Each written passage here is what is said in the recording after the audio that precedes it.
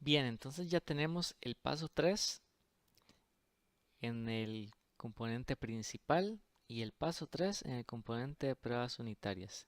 Ya cubrimos las pruebas y todo está en verde. Ahora, la pregunta es, ¿cómo tomamos esta clase estática que tiene funciones estáticas? Como vemos, son muchas. ¿Cómo hacemos para tomar tanta información, tantas invocaciones y visualizarlas? Bueno, lo que yo hago es que creo un gráfico como estos, donde veo la función principal que se llama genera el número de cuenta IBAN. Veámoslo en Visual Studio.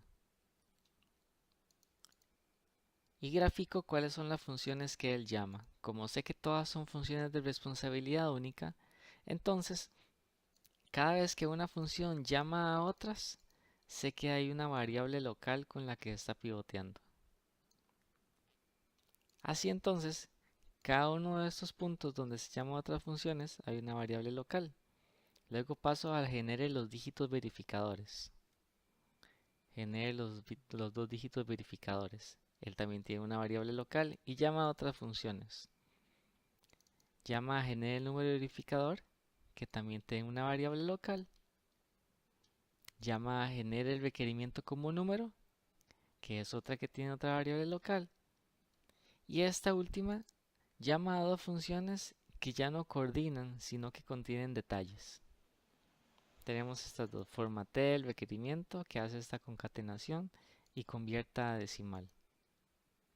Cuando grafico esto, entonces me queda este llamado a esta función tiene otros llamados, esta función tiene otros llamados y esta es la última que tiene llamados. ¿Para qué me sirve esto? Bueno, vamos a empezar nuestro refactoring por la función que no contiene llamados a más funciones coordinadoras, sino que contiene detalles. Así, aquí vamos a crear un objeto. Vamos a hacer sus pruebas unitarias y luego vamos a ir hacia atrás extrayendo los otros objetos. El número verificador, este lo llamaremos dígitos verificadores y este lo llamaremos número de cuenta IBAN. De este gráfico entonces podemos deducir que al final de este refactoring tendremos cuatro objetos. 1, 2, 3 y 4. Empecemos. Entonces busquemos el método que vamos a trabajar, que es este que se llama genere el requerimiento como número. Y lo que haremos es que creamos una clase que se va a llamar requerimiento.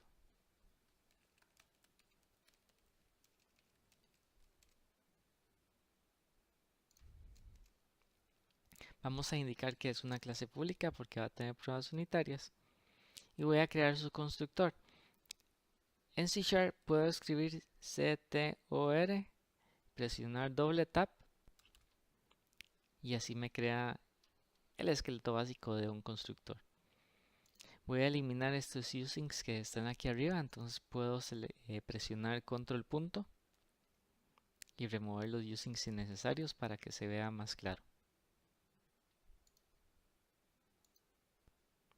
De acuerdo, entonces repasemos los pasos para extraer el objeto. Primero, la variable local de la función se va a convertir en una variable de instancia. De hecho, vean que voy a cortar la información para que a propósito no compile y así se vea lo que voy a hacer del otro lado. Voy a tomar esta función que va a ser lo que hace el constructor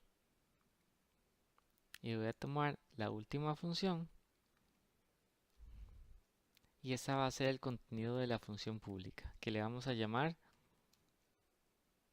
esto va a retornar un decimal y le vamos a llamar como número para explicar de que el requerimiento se sabe representar a sí mismo como un número.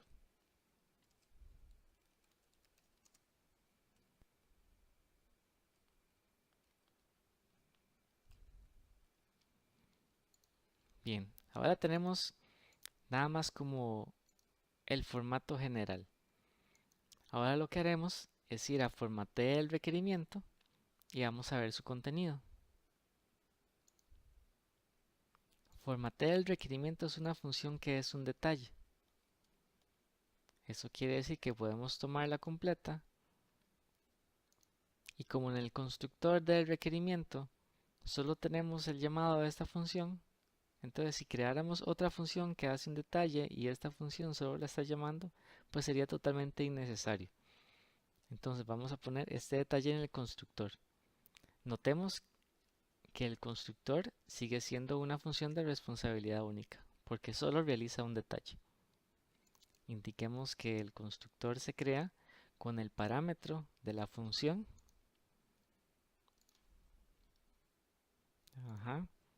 que es el string, la cuenta cliente. Bien, así ya nos compila el constructor.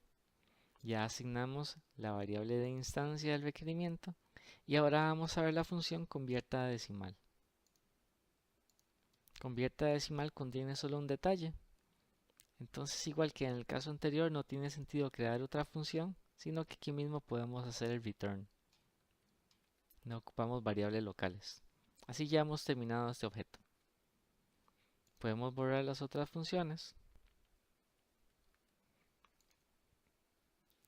Y entonces este método debería ser un llamado al nuevo objeto.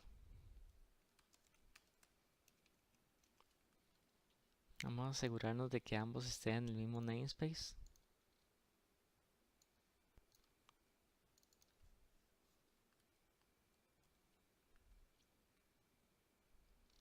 Para que podamos llamarlo. Entonces este método va a tener solamente un detalle, que es la creación e invocación de un objeto. Va a crear el requerimiento, la cuenta cliente, y él se va a representar como número. Corramos las pruebas unitarias para asegurar de que todo siga funcionando correctamente. Si es así, entonces vamos a crear la prueba unitaria para ese objeto nuevo que hemos creado.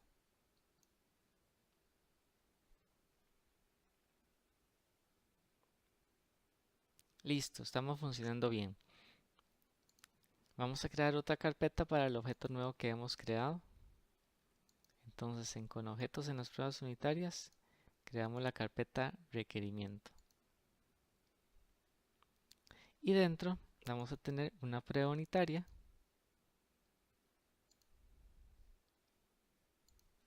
para el método como número.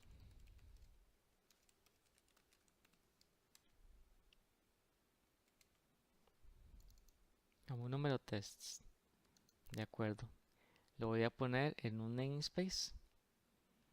Para que no se nos confunda, le voy a poner con objetos tests. Recordemos que pongo esto solamente como recordatorio, como un diferenciador para que nunca se nos confunda con un namespace del código del algoritmo.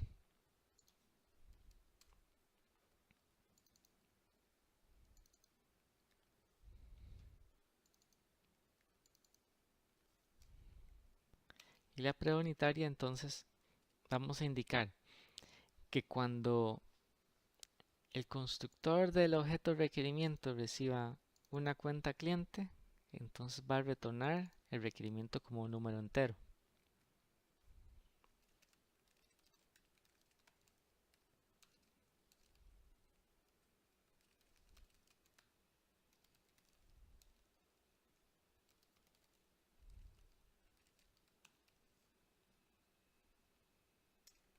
Y notemos que solamente vamos a tener un caso, ya que este objeto no tiene ningún if.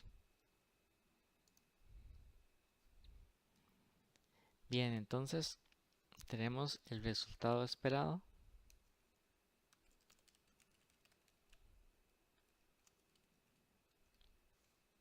Vamos a indicar el resultado obtenido y la comparación.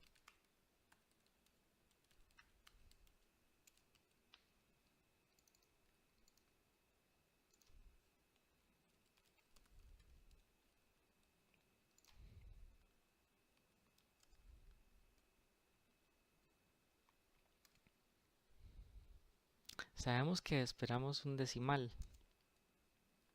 Entonces vamos a crear una variable de instancia que se llame el resultado esperado, igualmente con el resultado obtenido. La pregunta es, ¿cuál es el número que voy a poner aquí? Porque cuando yo llame al objeto, ok, no tengo el imports, no tengo el using.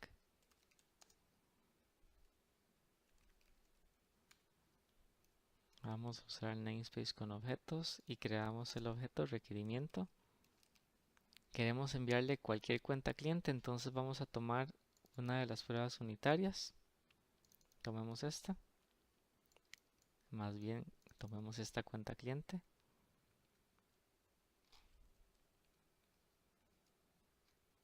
Y cuando le pidamos como número, entonces nos debería retornar este mismo número, pero con cierta concatenación. Entonces vamos a revisar el código. Veamos que la cuenta cliente más el número ISO, que es 1227, más 00.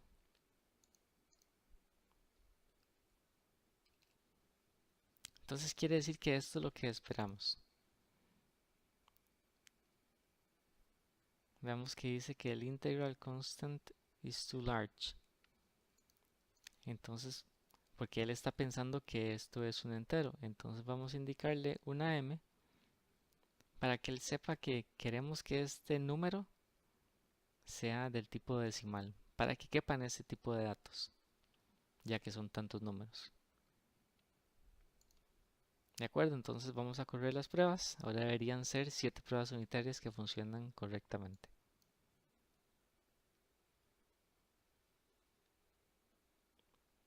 Bien, entonces hemos terminado con la extracción del objeto requerimiento y sus pruebas unitarias.